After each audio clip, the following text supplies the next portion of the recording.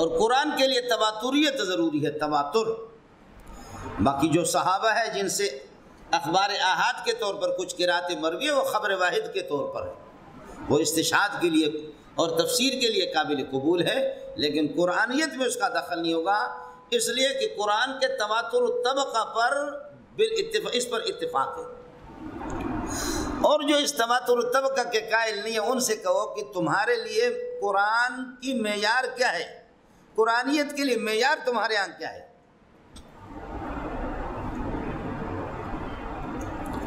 چنانچہ امامیہ کا اتفاق، امامیہ سمجھ گئے، شین و یا عین و ہا، بولو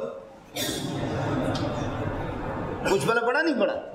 شین و یا عین و ہا، ہاں معلوم۔ شاعرہ بسیار گفتن شعر و آئے پر نمک، کس نہ گفتہ تانا گفتہ ہم چو گفتہ سین و عین و دال و یا، یعنی سادی، ہاں معلوم۔ تو شین و یا عین و ہا، بولو شین و یا، اور شین سے شیطان، یا سے یہودی، عین سے عیسائی، ہا سے ہندو، چاروں مل کر کے پھر ایک الگ مذہب بن گیا۔ ہاں ملنگو، سمجھ میں نہیں ہے؟ چاروں سے مل کر کے ایک الگ، ان سب کا مجموعہ کہ چار جو خصوصیات آپ میں انفرادی طور پر ہے وہ مرکب آ گئے۔ یہ اور غیر مقلد اہل حدیث نہیں کہتا، اہل حدیث میں پکا اہل حدیث ہوں، سمجھے؟ ہم پکے اہل حدیث ہیں مولوی صاحب، میرا رب جانتا ہے محتمم بن کر کے گاڑی میں گھومنا پھرنا آسان ہے، سمجھ شریف میں ہے کہ نہیں ہے؟ عیاشی کرنا ایک سبق پڑھا ہے، لیکن سال کے اول سے لے کر کے مولوی صاحب ہمارا کوئی گھنٹہ بھی خالی نہیں ہوتا، سمجھے بھائی؟ کمزور ہے، کوتا ہے، جیسے بھی ہے، آخر میں جس کا 110 سال تک جس کی عمر پہنچ چکی تھی کہ کچھ طبیعت خراب ہو گئی، اسپتال میں اس کو لے گئے، کچھ بے ہوش ہو گیا، غنودگی طاری ہو گئی، اور پھر جیسے اس کی آنکھیں کھل گئیں تو فرمایا کہ میرے بخاری کے سبق کا کیا ہوگا؟ آپ لوگوں نے مجھے کدھر لایا ہے؟ بخاری شریف کدھر ہے؟ میرے طلباء کدھر ہے؟ اس کا نام ہے رئیس المحدثین مولانا سلیم اللہ خان۔ اہل حدیث تو یہ حضرات ہیں، علامہ انور شاہ کشمیری ہے، بابا عبداللہ درخواستی، سمجھ شریف میں ہے کہ نہیں؟ 107 سال کی عمر میں، 107 سال کی عمر میں ایسے بے ہوش ہو گیا اسپتال میں۔ ڈاکٹر نے کہا کہ اب یہ بڈھا ہوش میں آئے گا نہیں، یہ بڈھا ہوش میں آئے گا نہیں، اور اگر آئے گا تو اس کا دماغ کچھ بھی کام نہیں کرے گا، اب یہ کسی کام کا رہا نہیں ہے۔ ڈاکٹر بھی بیوقوف تھا، وَمِنْكُمْ مَنْ يُرَدُّ إِلَىٰ أَرْذَلِ الْعُمُرِ لِكَيْ لَا يَعْلَمَ بَعْدَ عِلْمٍ شَيْئًا، یہ رذیل عمر پہ پہنچا ہے 107 سال، اب اس کا دماغ کام نہیں کرے گا۔ لا يعلم شيئا لكي لا يعلم بعد ذلك شيئا، اس کو کسی چیز کا پتہ نہیں ہوگا۔ ڈاکٹر صاحب کی آواز بھی اس کے کانوں میں تھوڑی سی لگ گئی، جیسے آنکھ کھل گئی تو فرمایا ڈاکٹر نے کیا کہا تھا؟ ابھی کیا کہا؟ لوگوں نے کہا کہ جی کچھ بھی نہیں کہا نہیں، میں سن رہا تھا، ڈاکٹر کہہ رہا تھا کہ اس کا دماغ کچھ بھی کام نہیں کرے گا۔ اللہ کی قسم ڈاکٹر کو بولو، اور آپ لوگ بھی ہمت کرو، پورا قرآن ہاتھ میں لے لو، بخاری ہاتھ میں لے لو، کہیں سے مجھ سے پوچھو، اس کا نام ہے عبداللہ درخواستی۔ سمجھ شریف ہے کہ نہیں؟ انشاءاللہ وہ اشعار بھی آپ کو سناؤں گا کہ بابا جی جب اپنے مزے میں جب روزے رسول پر اشعار پڑھ رہا تھا، تڑپ رہا تھا مچھلی کی طرح، تو عرب بھی دھاڑے مار کر کے رونے لگے۔ پوچھا کہ یہ شیخ کون ہے؟ تو کہا کہ جی یہ پاکستان کے حافظ الحدیث ہے۔ سمجھتا مولانا؟ کس دی گل ہو گئی؟ اے مولانا، عرض کیا کہ احاد کے طور پر جو قرات ہے وہ شاذ ہے، قرآنیت کے لیے ضروری ہے، معیار یہ ہے کہ تواتر ہو، اور وہ بھی تواتر الطبقہ ہے۔ تواتر الطبقہ تواتر الاسناد سے بھی مضبوط ہے۔ عرض کیا کہ شین یا عین ہا، یعنی امامیہ اور غیر مقلدین، چنانچہ اب انہوں نے یہ شروع کیا ہے کہ بسم اللہ الرحمن الرحیم لکھ کر کے اس کے نیچے لکھیں گے ایک، پھر الحمدللہ رب العالمین کے ساتھ ٹچ، اس کے الحمدللہ رب العالمین کے نیچے لکھا ہو 2۔ سمجھ شریف میں ہے کہ نہیں ہے؟ کچھ فرق پڑ گیا؟ تو اس لیے بسم اللہ کو اس کے ساتھ، لیکن آگے دونوں کی گاڑی پنچر ہو جاتی ہے۔ مذہب یہ ہے امامیہ کا اور غیر مقلدین کا کہ بسم اللہ ہر سورت کا جز ہے۔ سورہ فاتح کے ساتھ یہ لکھتے ہیں، یہ اشارہ دیتے ہیں، لیکن اب آگے الف لام میم کے ساتھ لکھیں گے بسم اللہ اول، اور پھر الف لام میم تو مستقل ایک آیت ہے، اس کے نیچے لیں گے دو، یہ ہمت نہیں کرتے، وہاں بسم اللہ کو بغیر نمبر کے چھوڑ دیتے ہیں۔ لو ہم نے تجھے دل دیا ہے کیا یاد کرو گے، پینچر ہو گیا۔ اب آگے پکڑے گئے۔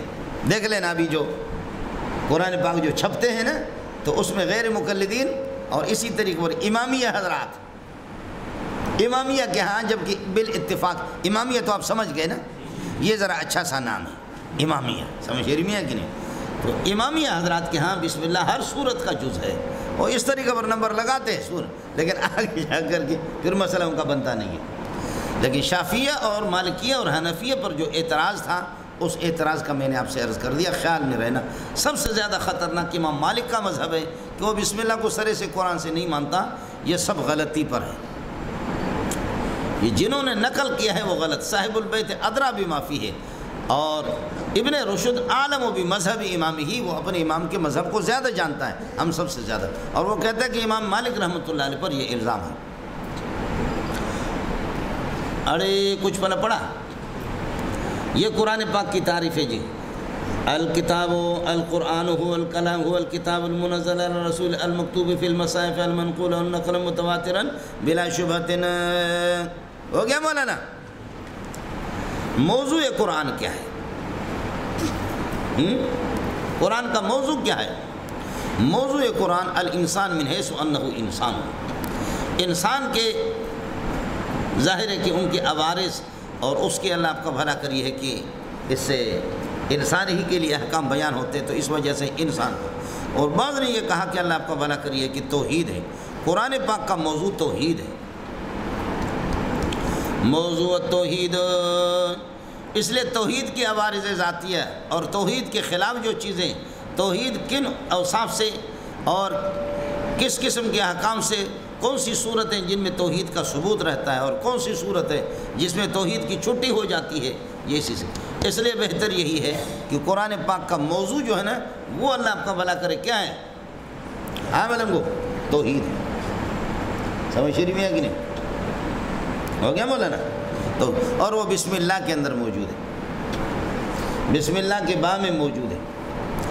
آسمانی 104 کتابیں کہتے ہیں مفصلات میں ان کے مضامین ہیں، اور مفصلات جو صورتیں ہیں وہ سورہ بقرہ میں ہے، اور سورہ بقرہ بسم اللہ میں، بسم اللہ با میں، الباء للالصاق وہ اتصال شیء بشیء اما حقیقتا نحو به دام نحو به داون و اما مجازا و اما مجازا نحو مررت بمکان یقرب منه زید التصق مرور بمکان یقرب منه زید۔ پڑھا نہیں پڑھا ہے؟ استاپ دغا دغا دغا کچھ مانا پڑھا؟ الباء للالصاق، دو چیزیں الگ الگ ہو، با آتا ہے الصاق ٹچ کرنے کے لیے، الصاق شیء بشیء، سمجھ رہی ہے؟ لہذا الصاق العبد بالمعبود، آمنگو الصاق العبد بالمعبود، الصاق الفرشی بالعرشی، الصاق المرزوق بالرازق، الصاق الساجد بالمسجود، آپ کی مرضی، بات ہے الصاق کے لیے۔ اور یہی ہے بحبل اللہ، حبل اللہ اللہ کی رسی۔ یہ دیکھو کہ کوئی آدمی غرق ہو رہا ہے، پانی کے اندر غرق ہو رہا ہے، میں باہر خشکی پہ کھڑا ہوں اور میں یہ رسی پھینکتا ہوں، کہتا ہوں جڑے دا پتریا اس کا کنارہ پکڑ لو، آپ غرق ہو رہے تاکہ کھینچ کر کے خشکی پہ آپ کو نکالوں۔ کچھ فرق پڑ گیا؟ اب اگر وہ اس کا کنارہ پکڑے گا تو اس کو کھینچ کر کے میں خشکی پہ نکالوں گا، نہیں تو جائے جہنم میں غرق ہو جائے، سمجھے؟ اس لیے جہنم نیچے ہے اور جنت بھی اوپر ہے، عرش والی ذات بھی اوپر ہے۔ قرآن کو بھیجا، رسی کو بھیجا، اس کو پکڑو، اللہ آپ کو کھینچ کر جنت میں پہنچا۔ کچھ بھلا پڑ گیا؟ یہ ہے حبل اللہ، اللہ کی رسی، سمجھے؟ تصحیح نیت کر لینا البتہ۔ باقی غرض کیا ہے؟ غرض معرفت الاحکام شرعیہ، معرفت الاسلام یا معرفت الاحکام شرعیہ، احکام شرعیہ کو اللہ آپ کا بھلا کریے کہ اس کی معرفت صحیح ہو جائے کہ جس سے اللہ تعالیٰ کی رضامندی حاصل ہو۔ یہ اس کی غرض ہے جی، غرض کہو یا غایت کہو، دونوں میں تھوڑا سا فرق ہے، اس کی کوئی ضرورت بھی نہیں ہے اس قسم کے مباحث کو یہاں۔ آداب اس کے لیے یہ ہے کہ آدمی ظاہراً بھی پاک ہو اور باطناً بھی پاک ہو۔ مولانا لا یمسہ الا المطہرون، لا یمسہ الا المطہرون، لا یمس انوارہ و حقائقہ و دقائقہ الا المطہرون ظاہراً و باطناً۔ لا یمس انوارہ و حقائقہ و دقائقہ، اس کے حقائق اور دقائق کو، اس کے انوار کو کوئی پا نہیں سکتا مگر جو پاک ہوگا، نجاست ظاہریہ سے بھی، حدث اصغر سے، حدث اکبر سے بھی پاک ہو، اور اسی طریقے پر اللہ آپ کا بھلا کرے باطنی طور پر خبث باطنی بھی نہ ہو، نجاست باطنی، جیسے کہ مشرک ہے، بدعتی ہے، ضال ہے، مضل ہے، تو قرآن اس کے سمجھ میں نہیں آئے گا، مجھ سے وہ ٹھیڑا ہی ٹھیڑا جائے گا۔ کچھ بھلا پڑ گیا؟ اس لیے ساتھی پہلے سے اپنی نیت بالکل صاف کر رہے ہیں، اللہ کی رضا، اللہ کی خوشنودی کے لیے انشاءاللہ بہت کچھ آپ کے سامنے آئے گا۔ ایک مولانا مسئلہ ہو گیا، قرآن کی تعریف بھی ہے، موضوع بھی آ گیا، غرض و غایت بھی آپ کے سامنے آ گئی، کچھ آداب کا بھی تذکرہ کر دیا، قرآن پاک کے نام بھی آپ کو بتا دیا 40 تک، اس سے کچھ زیادہ آپ کو بتا دیا۔ اب مسئلہ ہے مولانا المضامین الرئیسیہ، بنیادی مضامین التی فی القرآن، جو کہ قرآن میں المضامین الرئیسیہ، بنیادی مضامین، وہ 8 ہے۔ توحید ہے، رسالت ہے، وعد ہے، وعید ہے، بشارت ہے، وعد، وعید، قیامت،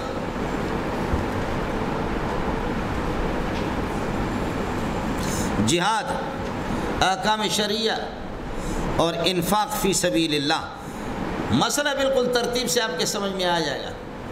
قرآن کا موضوع توحید ہے، اللہ کی وحدانیت ہے، اللہ اپنی ذات میں اور اپنی صفات میں اور اپنے افعال میں یکتا ہے، اکیلا نہیں کہو، یکتا۔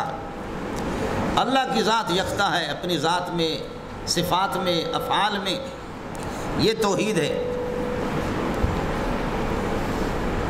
یہ وحدانیت، اللہ کی وحدانیت اور توحید ہمیں بواسطۃ رسالت، رسالت کے توسط سے ہمیں یہ پہنچا ہے۔ رسالت آ گئی، جو اس کو نہیں مانے گا تو قرآن اس کے لیے وعد اور وعید اور تخویف اس کے لیے بیان کرتا ہے۔ الوعید والتخویف لمن ینکر التوحید، جو توحید کا انکار کرے گا، یا وہ مشرک یا ہم،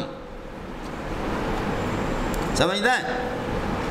تیسری چیز ہے الوعید والتخویف، الوعید والتخویف، الوعید لمن ینکر التوحید، جو توحید کا انکار کرے۔ چوتھی چیز ہے وعد اور بشارت، وعد اور بشارت لأہل التوحید، موحدین جنت میں جائیں گے، مزے کریں گے، حور حور حور، سمجھتا ہے؟ میرے بھائیوں، دوستوں، عزیزوں، بزرگوں، بھائیوں، اللہ کو مانو، توحید کو مانو، اپنے اعمال کو درست کر دو، ٹھیک چلو، نمازیں پڑھو اور احکام شریعہ کا اہتمام کرو۔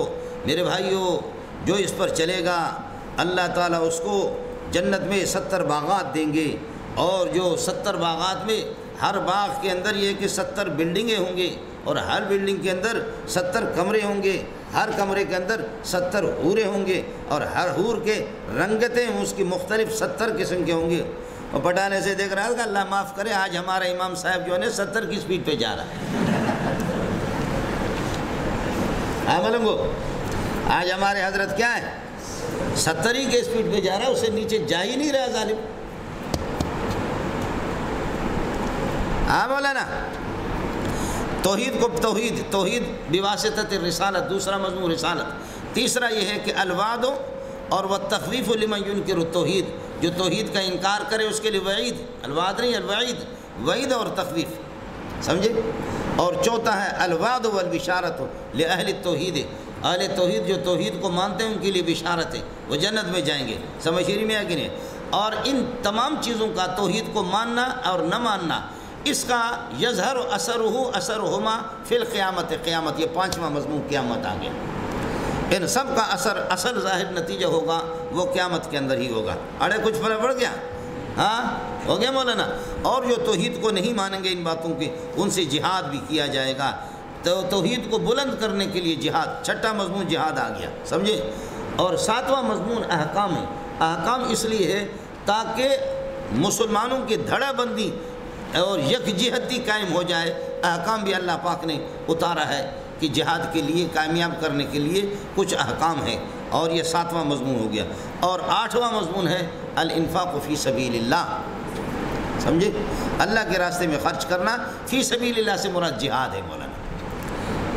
ایک ہے فی اللہ، فی سبیل اللہ، فی اللہ، سمجھتا ہے؟ اور ایک ہے للہ، انشاءاللہ ان کا فرق میں آگے بیان کر کے آپ کو بتا دوں گا، سمجھتا ہے؟ فی اللہ ہے اور فینا یہ عام مطلق ہے، جہاد غیر جہاد میں، اور فی سبیل اللہ صرف جہاد ہے قرآن میں۔ عملوں فی اللہ اور فینا، فی ہے الذین جاہدوا فینا لنہدینہم سبلنا، فینا فی اللہ یہ جہاد غیر جہاد عام مجاہدات میں بھی استعمال ہوں گے، لیکن فی سبیل اللہ صرف جہاد ہے۔ مضامین رئیسیہ جو ہے، اللہ آپ کا بھلا کرے، یہ میں نے آپ سے عرض کر دیا کیا ہے، یہ 8 مضامین ہو گیا۔ پھر اس کے بعد مسئلہ، ایک مسئلہ اور ہے، اس بات توحید کے لیے 3 قسم کے دلائل، ابھی آ گیا مضامین رئیسیہ میں سے ایک توحید ہے، اب توحید کو ثابت کرنے کے لیے 3 قسم کے دلائل ہیں۔ ایک یہ ہے کہ منکر توحید وہ کہتا ہے، منکر توحید کہتا ہے کہ عقل اس کی اجازت نہیں دیتی، یہ عقل کے خلاف ہے کہ ایک اللہ سب کو کیسے چلائے، عقل اس کو مانتا ہی نہیں ہے، پریشانیوں کو بھی دور کرے، غموں کو بھی دور کرے، بارش اور قحط سالی کو بھی دور کرے، رزق کا دروازہ بھی کھول دے، بیٹا بھی دے دے، بیٹیاں بھی دے دے، یہ سارے کے سارے کام وہی کر لے، یہ کیسے ہو سکتا ہے؟ سمجھ میں ہے کہ نہیں؟ اس لیے توحید کا مضمون عقل کے خلاف ہے، یعنی بے عقل کہتے ہیں عقل کے خلاف ہے۔ اس وجہ سے انہوں نے کہا اجعل الالہۃ الہا واحدا، اجعل الالہۃ الہا واحدا ان ھذا لشیء عجاب، سارے الہوں کو چھوڑ کر کے ہیپاٹائٹس کا الگ الہ ہے، ہیپاٹائٹس سی کا الگ ہے، بی کا الگ ہے، بیٹوں کا الگ ہے، بیٹی کا الگ ہے، قحط سالی کو دور کرنا الگ ہے، سمجھ میں ہے؟ قرض کو دور کرنا اس کے لیے الگ الہ، سب کہتے کوئی بھی الہ نہیں ہے، سارے صرف ایک اللہ، یہ عقل کے خلاف ہے۔ اجعل النبی صلی اللہ علیہ وسلم، اجعل محمد الالہۃ المتعددۃ، متعدد الہوں کو الہًا واحدہ، سب کو ایک قرار دے رہا ہے، ایک اللہ، یہ ہو ہی نہیں سکتا، یہ عقل کے خلاف ہے۔ سمجھ میں ہے کہ نہیں ہے؟ عاملوں کو اس لیے قرآن پاک دلیل عقلی بھی اس کے سامنے پیش کرے گا، آگے آپ کو میں بتاؤں دوں گا کہ عقلی محض اور ایک عقلی، اللہ آپ کا بھلا کر، یہ ہے کہ ما اعتراف الخصم، ما اعتراف الخصم وہ الگ ہے۔ تو دلیل عقلی اس وقت استعمال ہوگی کہ جب کوئی منکر توحید یہ کہہ دے کہ توحید عقل کے خلاف ہے، ان توحید یأبہ العقل السلیم، عقل اس کے انکار کرتی ہے، سلیم تو نہ کہہ دو، اب اس کے خلاف دلیل عقلی پیش کریں گے، اور دلیل عقلی یہی ہے کہ بابا کھاتے بھی اسی حلق سے، پیتے بھی اسی حلق سے، لیکن کھانے والا الگ راستے سے نکلتا ہے، پینے والا یہ داچشی، کھاتے بھی اسی حلق سے، پیتے بھی اسی حلق سے، لیکن پینے والا الگ راستے سے نکلتا ہے، اور جس کو کھایا ہوا معقول وہ الگ راستے سے داچشی۔ اڑے کچھ بلا پڑا، اس لیے فرمایا سنوریہم آیاتنا فی الآفاق وفی انفسہم حتی یتبین لہم۔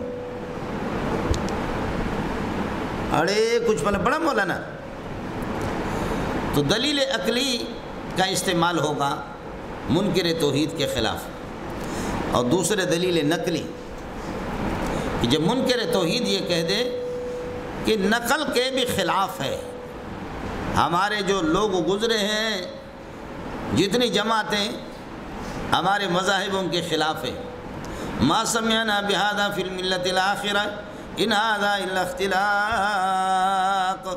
مشرکین کہتے کہ ما سمعنا بہذا فی الملت الاخرہ، ہم نے کسی بھی مذہب میں یہ توحید کا سنا بھی نہیں ہے کہ ایک اللہ یکتا اللہ، ان ھذا الا اختلاق، یہ صرف محمد کا اپنے طرف سے محمد نے ایجاد کیا ہے اور گھڑ لیا ہے، گھڑی ہوئی باتیں۔ اس کے خلاف دلیل نقلی پیش ہوگی انبیاء سے، کتابوں سے، آسمانی کتابوں سے، انبیاء سے، سابقہ مذاہب سے، جنات سے، یہ دلائل نقلی پیش ہو جائیں گے انشاءاللہ، ابھی آ رہے ہیں۔ سمجھتا ہے؟ دلیل نقلی عام مطلق ہے، اور پھر کبھی توحید عقل کے خلاف ہے، کبھی یہ ہے کہ منکر توحید کے خلاف وحی کو دلیل بنایا جائے گا۔ یہ تین طریقے سے، دلیل عقلی، دلیل نقلی اور دلیل وحی، وحی سے بھی توحید کو ثابت کیا جائے گا۔ اللہ کے بندوں کچھ پڑھا نہیں پڑھا۔ پھر عقلی جو ہے نا، دلیل عقلی، اس کی دو قسمیں، عقلی محض، خصم کا اعتراف اس میں نہیں ہے، عقلی محض خالٍ عن اعتراف عن اقرار الخصم، خصم کے اقرار سے خالی ہے، اور دوسرا عقلی ما اقرار الخصم، اعتراف الخصم۔ دلیل عقلی کی دو قسمیں ہو گئی، عقلی محض معنی خصم کا، منکر توحید کا اقرار اس میں موجود نہیں ہے، اور ایک عقلی ما اقرار الخصم، خصم کا اعتراف اس میں موجود ہے۔ پھر عقلی محض، عقلی محض جس میں اعتراف الخصم نہیں ہے، اس کی پھر دو قسمیں ہیں، انفسی اور آفاقی۔ ایک یہ ہے کہ آسمان و زمین، دائیں بائیں پوری دنیا میں دیکھ لو، یہ آفاقی ہے، اور انفسی اپنے نفس میں دیکھو۔ سنریم آیاتنا فی الآفاق وفی انفسہم، دونوں اس میں آ گئے، سنریم آیاتنا فی الآفاق وفی انفسہم۔ دلیل عقلی محض اور نفسی اور آفاقی دونوں اس میں آ گئے۔ سنریم آیاتنا فی الآفاق، اطراف دنیا میں، آفاق دنیا میں ہم اپنے قدرت کی دلائل آپ کو دکھائیں گے، وفی انفسہم، اور تمہاری ذات میں بھی۔ سمجھتا ہے؟ ہماری ذات میں یہ ہے کہ سائنس نے اتنی ترقی کی، اتنی ترقی کی، اتنی ترقی کی سائنس نے کہ مولویوں کو سانس لینے کا موقع بھی نہیں دیا۔ بولو، سائنس نے اتنی ترقی کی کہ سانس لینے کا موقع بھی ملا کو نہ ملے۔ اہل قرآن اور اہل حدیث کو، قرآن و سنت کے حاملین کو سانس لینے کا موقع بھی نہ ملے، لیکن سب کا سانس کرونا نے بند کر دیا۔ بولو، کرونا نے سب کو رونے میں مبتلا کر دیا۔ کرونا،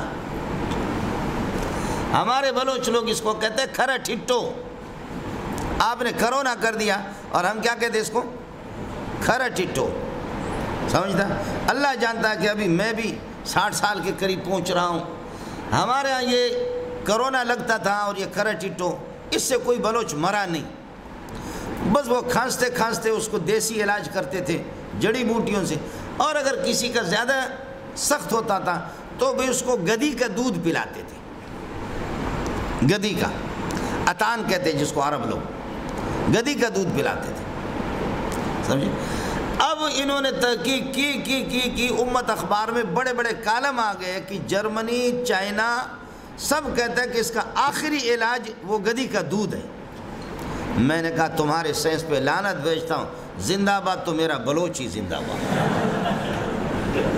تمہارے سائنس پہ کروڑوں لعنتیں بھیجوں، سمجھ شریف میں ہے کہ نہیں؟ ہم تو آج سے، ہمیں معلوم ہے 50-55 سال 60 پہلے ہی چھوٹے چھوٹے تھے، ہمیں معلوم ہے اللہ آپ کا والا، اس وقت کی بات ہے کہ یہ بیماری لگی، علاقے میں گدی کے دودھ پلاتے۔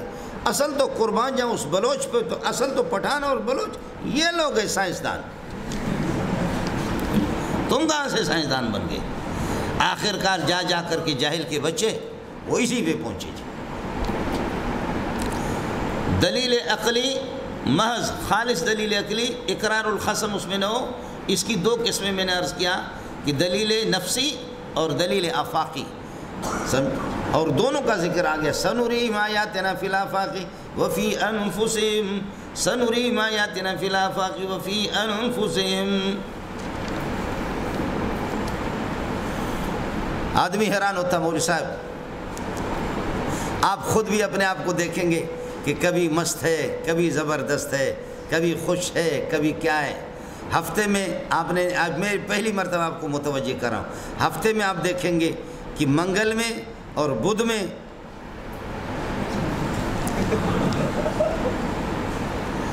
اب دیکھیں نا کہ آپ کو اپنا بھی پتہ نہیں ہے۔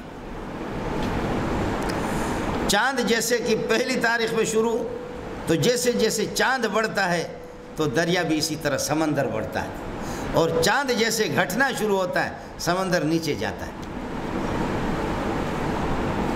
اس چاند کو اس سے کیا سمجھتا ہے؟ یہ بات سمجھ میں آنے والی ہے، سمجھے؟ اللہ اکبر۔ اور عرض کر رہا ہوں، حضرت علی نے فرمایا وَتَزْعَمُ أَنَّكَ جِرْمٌ صَغِيرٌ وَتَزْعَمُ أَنَّكَ جِرْمٌ صَغِيرٌ وَفِيكَ انْطَوَى الْعَالَمُ الْأَكْبَرُ وَفِيكَ انْطَوَى الْعَالَمُ الْأَكْبَرُ۔ تو سمجھتا ہے کہ تو 6-7 فٹ کا بندہ ہے، لیکن تیرے اندر تیرے جسم میں پوری جہان ہے، پوری کائنات ہے، غمی ہے، خوشی ہے، سردی ہے، گرمی ہے، آگ ہے، پانی ہے، ہوا ہے، ساری چیزیں ہیں جی۔ سمجھتا ہے؟ آدمی حیران ہوتا ہے بولے صاحب سبحان اللہ۔ جتنے بھی سائنس نے ترقی کی ہے لیکن سائنس کی بس کی بات نہیں۔ یہ دلیل عقلی محض اور آفاقی اور نفسی۔ پھر آفاقی کے اندر سماوی، جوی، ارضی، بولو آفاقی کے اندر سماوی، جعل لکم السماء الذي جعل لكم الارض فراشا والسماء بناء۔ سمجھتا ہے؟ سماوی اور ارضی، زمین میں کیسے کیسے پودے اللہ اگاتا ہے، زمین کو بھی دیکھ لو۔ اور جوی، درمیان والی جو فضا ہے، اولم يروا الى الطير فوقهم صافات ويقبضن ما يمسكون الا الرحمن۔ پرندوں کو دیکھ لو، یہ پورا جہاز آپ کے پرندے کی تصویر انہوں نے بنائی، بالکل اس کا سر ہوتا ہے، اس کے پر بھی ہوتا ہے، لیکن پرندے جو ہے نا، قسم خدا کی میں نے خود دیکھا، آدھا گھنٹہ، پون گھنٹہ یہ پورا کا پورا، یہ کیا ہوتے ہیں، یہ جو گدھ ہوتے، گدھ دیکھا، کرگس گدھ، یہ کوئی پیڈل نہیں لگاتا، اس طرح گھومتا ہے فضا میں۔ تم جہاز کا اپنا یہ کہ انجن بند کرو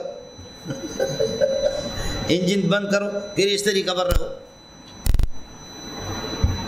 تو دلیل عقلی محض آفاقی، اور اللہ آپ کو بھلا کریے کہ انفسی۔ پھر آفاقی کے اندر میں نے آپ سے عرض کر دیا سماوی، ارضی اور جوی، سمجھے؟ اور دوسرا یہ ہے کہ دلیل عقلی ما اعتراف الخصم جو آپ کو بتایا، اس کی مثال یعنی خصم خود مانتا ہے، قُلْ مَنْ يَرْزُقُكُم مِّنَ السَّمَاءِ وَالْأَرْضِ، آسمان و زمین سے تمہیں رزق کون دیتا ہے؟ آگے کہتے فَسَيَقُولُونَ اللَّهُ قُلْ مَنْ خَلَقَ السَّمَاوَاتِ وَالْأَرْضَ، آسمانوں کو زمین کو پیدا کس نے کیا؟ فَسَيَقُولُونَ اللَّهُ، اللہ۔ یہ اعتراف خصم موجود ہے، یہ عقلی دلیل عقلی ما اعتراف الخصم، دلیل عقلی ما اعتراف الخصم، اقرار الخصم میں نے آپ سے عرض کیا کہ قُلْ مَنْ يَرْزُقُكُم مِّنَ السَّمَاءِ وَالْأَرْضِ، اور آگے جواب میں آتا ہے فَسَيَقُولُونَ اللَّهُ، یہ لوگ خود اعتراف کرتے ہیں 7 آسمانوں کا 7 زمینوں کا مالک کون ہے؟ فَسَيَقُولُونَ اللَّهُ، یہ کہیں گے اللہ۔ اس کے بعد مسئلہ سمجھو، دلیل نقلی کی 2 صورتیں ہیں۔ دلیل نقلی ایک اجمالی ہے اور ایک تفصیلی ہے۔ دلیل نقلی اجمالی کا معنی ہے کہ غیر معین سے وہ دلیل منقول ہو۔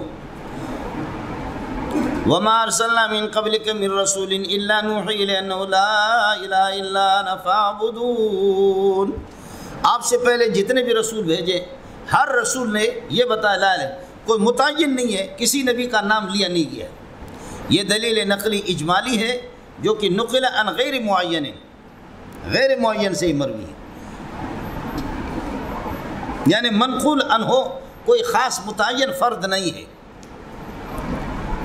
اور دلیل نقلی تفصیلی کا مطلب یہ ہے کہ منقول عن ہو، جس سے وہ دلیل نقل کی جا رہی ہے وہ متعین ہے۔ دلیل نقلی تفصیلی ما نقل عن معین، جو کسی معین سے وہ دلیل یہ کہ اللہ آپ کا والا کر مروی ہو۔ منقول عنہ متعین ہو، اب وہ منقول عنہ کوئی نبی ہوگا متعین۔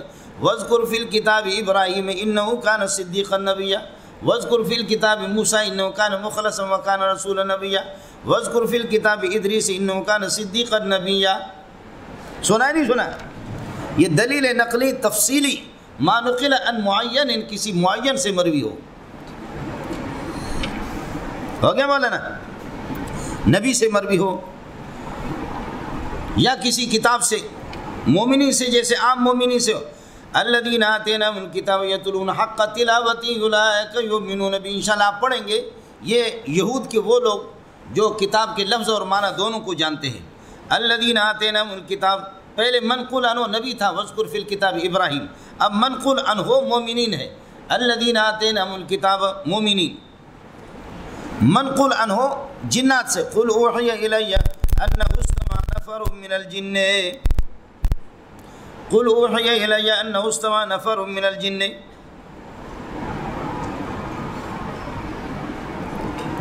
منقول عنہ جنات ہے، یا منقول عنہ کوئی آسمانی کتاب ہو۔ وَآتَيْنَا مُوسَى الْكِتَابَ وَجَعَلْنَاهُ هُدًى لِبَنِي إِسْرَائِيلَ أَلَّا تَتَّخِذُوا مِن دُونِي وَكِيلًا۔ معنی یہ کہ تورات کے اندر بھی یہی ہے کہ اللہ کے برابر کسی کو پارٹنر بنانے کی اجازت نہیں ہے۔ یہ بھی دلیل عن الکتب السابقہ، کتب سابقہ سے۔ دلیل نقلی منقول عن الملائکہ، فرشتوں سے ہو، فرشتوں سے۔ اولئک الذین یدعون یبتغون الی ربہم الوسیلہ، جن فرشتوں کو تم پوجتے ہو وہ خود پروردگار کے محتاج ہے۔ ارے کچھ پڑھا مولانا۔ اسی طرح یہ مسئلہ ختم ہو گیا جی دلائل کا۔